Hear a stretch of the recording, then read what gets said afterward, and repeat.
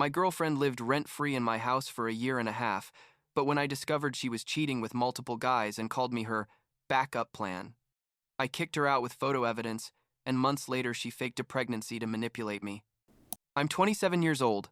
I work in corporate finance, and I need to tell this story because there are still days when I wake up and I can't believe all of this happened to me. I guess I should start at the beginning, when I met Tiffany like 3 years ago. She was 22. I was 24, and we met at a mutual friend's party. She was attractive. Super attractive, actually. One of those girls that when they walk into a place, everyone turns to look at her, you know. She had this energy that just draws you in, always smiling, always telling me exactly what I wanted to hear. At first, everything was perfect, like one of those relationships you see in movies where it seems like you found your person, you know what I mean? The first few months were incredible. We went out all the time. She introduced me to her friends. I took her to meet my family, and everything just flowed naturally. Tiffany was finishing her degree in graphic design. She had like a year and a half left to graduate, and I had already been working at my company for 3 years, making pretty good money, actually. About a year into dating, we started talking about moving in together. I had just bought a house. Nothing super fancy, but it was mine, with 3 bedrooms and a decent yard in a quiet neighborhood. I suggested she move in with me, and she accepted immediately, like she didn't even think twice about it. That's when things started to change, but in such a gradual way that I didn't realize until it was too late. When we moved in together, we agreed that I would pay for most things because, well, it was my house, and I made way more than she did. She was working part-time at a coffee shop, making practically nothing, like $800 a month or something like that, so it seemed logical that I would cover the mortgage, utilities, food, basically everything. She said that when she graduated and got a real job, she would start contributing more. And I thought, makes sense. I'm supporting her while she finishes her studies. That's what couples in love do, right? But as the months went by, Tiffany quit her job at the coffee shop. She told me she needed to focus more on her studies, that the job was taking up too much time and energy, and that if I could cover her expenses for a while, she would make it up to me when she graduated. And I, like an idiot, said yes. So I ended up paying for literally everything: the mortgage, water, electricity, internet, cable, groceries, her gas, her car insurance, her phone, everything. She didn't pay a single cent for anything. And the worst part is that I justified it, thinking it was temporary, that it was an investment in our future together. What I didn't expect was for Tiffany to start changing completely. She started going out more, a lot more. At first it was like, oh, I'm going to study with my friends, or I have a group project, or I'm going to get coffee with Courtney. I didn't say anything because I thought, well, it's her life. She has the right to see her friends. I'm not going to be the controlling boyfriend who tells her she can't go out, but the outings became more frequent and longer. She went out 3-4 times a week, came home at 11 at night, at midnight, sometimes at 1 in the morning. And when I asked her how it went, it was always the same vague response. Good. It was fine. Nothing special. And here comes the part that hurts me to this day. One night, like 8 months after she moved in with me, we had an argument about something super dumb. I think because I asked her to at least clean the house since I was paying for everything and working 10 hours a day. She got super defensive and dropped something on me that left me frozen. She told me, verbatim, "Kevin, you're replaceable. There's a ton of guys who would kill to be with me. Don't think you're so special." She said it just like that, without thinking twice, as if it were the most normal thing in the world. I stood there in the kitchen not knowing what to say. I tried to ask her what she meant by that, but she just went to the bedroom and locked the door. After that night, things got weird. I mean, weirder than they already were. Tiffany started being more secretive with her phone. She took it to the bathroom with her, put it face down when it was on the table, switched screens quickly if I got close. I tried not to think too much about it, to tell myself I was being paranoid, but there was something in my stomach telling me something was wrong. Very wrong. She kept going out constantly. Sometimes she didn't even let me know, just sent me a text like, "Went out with the girls, be back late." And I stayed in my own house, the house I was paying for alone, waiting for her like an idiot. Everything exploded like 6 months ago. I got a call from Angela, who was one of Tiffany's friends. I didn't know her very well, but I knew who she was. She called me on a Tuesday afternoon. I was at work, and she said, "Kevin, I need to talk to you about Tiffany." Important. I said yes, obviously, and we agreed to meet that same day after I got off work. We met at a Starbucks near my work, and what she told me basically destroyed me. She told me that Tiffany had been seeing several guys, like several at the same time, for like 5 months. That behind my back, in the friend group, Tiffany referred to me as her backup plan, the guy who paid for everything while she had fun with others. I couldn't believe it. I literally couldn't process it. I asked Angela how she knew all that, and she said Tiffany had told her everything, that she bragged about how she had the best of both worlds, financial stability with me and excitement with other guys. Angela told me she couldn't stay quiet anymore, that she thought what Tiffany was doing to me was horrible, and that I deserved to know the truth. She gave me names, places, dates, everything. She told me one of the guys was a waiter at the restaurant where the friend group went often. Another was a guy she met. At the gym, there was another who was a classmate. Basically, every time she said she was going to study or see friends, she was with one of them. I left that Starbucks feeling like I'd been hit in the stomach with a baseball bat. I drove home on autopilot, not really thinking, just trying to process what I had just heard. When I got there, Tiffany wasn't home. She had left a note saying she was going to be at the library until late. The library, sure. In that moment, I decided I needed proof. I couldn't confront her with just what Angela had told me because I knew she would deny everything. The next day, I told her I had to work late. But actually, I left early and parked near the house. Around 6 in the evening, Tiffany left. She looked dressed up, makeup done, wearing a dress I'd never seen on her. I followed her, keeping my distance, feeling like a detective in a bad movie. She drove like 20 minutes to a cafe downtown. One of those hipster places with hanging plants and indie music in the background. She parked and went in, and I stayed outside waiting, my heart beating like crazy. 10 minutes later, a guy arrived in a black BMW, hair slicked back, tight shirt. You know, that look of a guy who goes to the gym religiously. He went into the cafe, and through the window I saw them greet each other. She stood up and hugged him. He kissed her on the cheek. They sat super close to each other. I took out my phone and took pictures. Several pictures. I watched them there sitting for like 40 minutes, laughing. Her touching his arm, him running his hand through her hair. It was surreal seeing the person you lived with, who you paid for everything for, acting like that with another guy. When they finally left the cafe holding hands, I took more pictures. He walked her to her car, kissed her, not a casual kiss but a long one, and then she left. I stayed there sitting in my car for I don't know how long, maybe half an hour, just staring into space, feeling how everything I had believed in for almost 3 years was crumbling.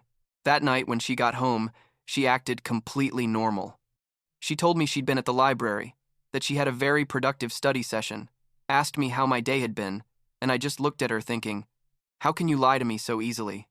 How can you act like nothing while you're betraying me like this? But I didn't say anything that night. I needed to plan my next move because I knew if I confronted her without a plan, she was going to turn things around somehow. She was going to make me look like the bad guy. The next day I started taking action. First, I called the insurance company and canceled Tiffany's car insurance policy. It was my policy. I paid for it. It was in my name. Then, I went to the grocery store and returned all the stuff she had put in the cart the week before, like her special yogurts, her snacks, her beauty products, everything. I left only mine. I also called the electric and water company and told them that from now on I wanted separate bills per room, or rather, I wanted to document exactly how much was being spent. Finally, I took out all the money we had in a joint savings account we'd opened for emergencies. There was like $3,000 in there. All my money because she never contributed a single cent. When Tiffany got home that night and tried to use her car, it wouldn't start because the insurance was canceled and the system detected it. It was a car with those smart features. She came into the house furious, asking what had happened, and I very calmly told her I had canceled her insurance because I wasn't going to pay for her anymore. She got hysterical. Started screaming, "How could I do that? that she needed her car to go to classes. I told her she could pay for her own insurance if she needed it so much. Then she went to the kitchen and realized none of her stuff was there. She came back screaming, saying I was acting like a crazy person. What was wrong with me? So, that's when I took out my phone and showed her the pictures. The pictures of her with the BMW guy, kissing, holding hands. The face she made was priceless. She literally went white, mouth open, unable to say anything for like 10 seconds. Then she tried to explain, to say he was just a friend, that I was misinterpreting everything, that the pictures didn't show what I thought. I told her to stop lying, that Angela had told me everything, that I knew about the other guys, that I knew she called me her backup plan. In that moment, her expression changed from panic to something darker, like, okay, I got caught. Now what? I told her she had a week to find another place to live, that I was going to keep paying the mortgage because it was my house, but she needed to leave. I also told her that from that moment on she had to pay her share of utilities, that I was going to text her how much she owed for electricity, water, gas, internet. She started, crying, saying she didn't have money, that she had nowhere to go. How could I do this to her? And I just thought, how can I do this? Really? After everything she did to me, I'm the bad guy? The next few days were horrible. She stayed in the house, but basically we didn't talk. She slept in the guest room, and I in our bedroom. Well, my bedroom. I left early for work and came back late to avoid her. But then weird things started happening to me. Mutual friends started texting me, asking if it was true that I had been controlling and abusive with Tiffany. At first, I didn't understand what they were talking about until I realized she was spreading lies about me. She was telling everyone that I had manipulated her, that I checked her phone constantly, that I didn't let her go out, that I had kicked her out of the house because I didn't want her to see her friends. I had to start defending myself, explaining to people what had really happened, showing them the pictures, telling them about how I had paid for everything for a year and a half while she cheated on me. Some believed me, others didn't. And that hurt because I realized Tiffany was very good at manipulating the narrative, making herself look like the victim. Angela helped me a lot with that, confirming to people that what Tiffany was saying was a lie. But still the damage was done. There were already people who saw me as the bad guy in the story. Tiffany finally left the house after like 10 days. I don't know exactly where she went. I think with a friend or maybe with the BMW guy. I don't know, and honestly, I didn't care. What I did find out, because Angela told me like 2 weeks later, was that Tiffany started dating a rich guy, like really rich, with a Porsche and an apartment in the most expensive area of the city. Angela told me Tiffany was bragging that she had finally found someone who actually had real money, as if I had been poor or something. Supposedly, the guy was 35 years old and worked in investments, made like $500,000 a year, or something ridiculous like that. But the thing lasted like 2 weeks, tops. Angela told me the guy left her when he found out about the whole situation, about how she'd been with me, about the lies, about everything. Apparently, he didn't want drama in his life and sent her packing. And I'm not going to lie, I felt enormous satisfaction when I found that out. Not because I wanted her to suffer, but because I felt like there was finally some justice in this whole mess. After Tiffany left, I started focusing on myself. I went back to the gym, started seeing my friends more, got more into my work. About 2 months later, I met Sophie at a work meeting. She's a consultant for one of the companies we work with, and we happened to be on the same project. We started talking, having lunch together, and eventually I asked her out. Sophie is completely different from Tiffany. She's independent, pays for her own things, is honest, doesn't play mind games. We've been dating for like 4 months and things are going well, calm, no drama. I thought everything with Tiffany was over, that I had finally closed that chapter of my life. But like 3 weeks ago, something happened that I didn't expect at all. It was Saturday afternoon. I was at home with Sophie watching a movie when someone knocked on the door. I opened it and there was Tiffany, but she didn't come alone. She brought 2 of her friends. One of them was Courtney. Tiffany looked bad, like she'd been crying, had smeared makeup. And she dropped the bomb on me. She told me she was pregnant, that the baby was mine, that we needed to talk. Sophie heard everything from the living room and came to stand next to me. I asked Tiffany what she was talking about, that it was impossible because we hadn't been together in months. She insisted the baby was mine, that she had gotten pregnant right before we broke up, that I needed to take responsibility. Her friends were there nodding, backing her up, saying I couldn't abandon her now that she was in this situation. I told her that if she was really pregnant, I needed to see proof, like a pregnancy test, lab results, something. She said she had them in her car and was going to bring them. She went down with her friends, and I stayed with Sophie, who was as shocked as I was. Like 10 minutes passed and Tiffany came back up, but without the supposed proof. She said she had gotten confused, that she'd left them at her house, that she could bring them tomorrow. I told her no, that if she was pregnant to prove it right now or leave my house. That's when she started getting aggressive, saying, I was insensitive. How could I treat her like this when she was carrying my child? I told her to stop the drama, that either she brought proof or left me alone. Her friends tried to intervene, but I told them to all leave my property or I'd call the police. They finally left, Tiffany crying and screaming that I was going to regret this, that she was going to sue me for child support, all kinds of threats. After they left, Sophie and I stayed in silence for a while. She asked me if I believed Tiffany was really pregnant, and I told her I didn't know, but something didn't add up. If she was really pregnant, why didn't she bring the proof? Why did she come with friends as backup? It didn't make sense. The next day, I texted Angela and asked her if she knew anything about Tiffany, supposedly being pregnant.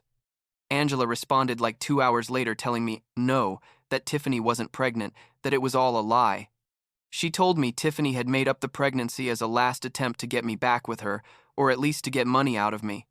I felt disgusted, honestly. I couldn't believe someone could lie about something like that, use a supposed baby as a manipulation tool. I wrote Tiffany a long message telling her I knew she was lying, to never come near me again, that if she showed up at my house again I was going to get a restraining order against her. She read the message but never responded. I blocked her everywhere. Phone, social media, email, everything. I also told my friends that if she contacted them not to give her any information about me. It's been 3 weeks since that, and I haven't heard anything from her. Sophie and I are still together, things are going well. She was incredibly understanding about this whole mess, never made me feel bad about my past with Tiffany or pressured me to tell her more than I was ready to share. My life is getting back to normal, or at least to a new normal. There are still days when I think about everything that happened and wonder how I could have been so blind, how I didn't see the most obvious signs. But then I remind myself it's not my fault, that I was just trying to be a good boyfriend, to support someone I loved. What hurts me most isn't so much the infidelity, although that obviously hurt a lot, but the fact that Tiffany saw me as an ATM, as someone who only served to pay her bills, while she lived her life without consequences. She used me for a year and a half, lied to my face every day, and when I caught her, she acted like I was the villain for kicking her out of my house. And then she had the audacity to make up a pregnancy to manipulate me. It's a level of narcissism and lack of empathy that I can't even fully comprehend. I learned that no matter how much you love someone, you can't trust them blindly. I learned that it's okay to set boundaries and defend your dignity, even if that means ending a relationship you thought was forever. I learned that there are people in this world who will use you if you let them, and that you have to watch for warning signs. And I learned that it's worth waiting for someone who truly values you, not just for what you can give them materially, but for who you are as a person. Last week, Sophie and I went to dinner at an Italian restaurant I love. While we were eating, she asked me if I ever thought about Tiffany. I told her the truth, that yes, sometimes I think about her, but not in the way you'd think about a normal ex, but more like you think about a nightmare you've already woken up from. I don't miss her. I don't want to get back with her. I'm not even angry anymore. I'm just grateful that it's all over and that I can move forward with my life. Sophie smiled and took my hand, and in that moment I realized I was finally where I was supposed to be, with someone who respects me and doesn't see our relationship as a financial transaction, and that, honestly, is enough for me.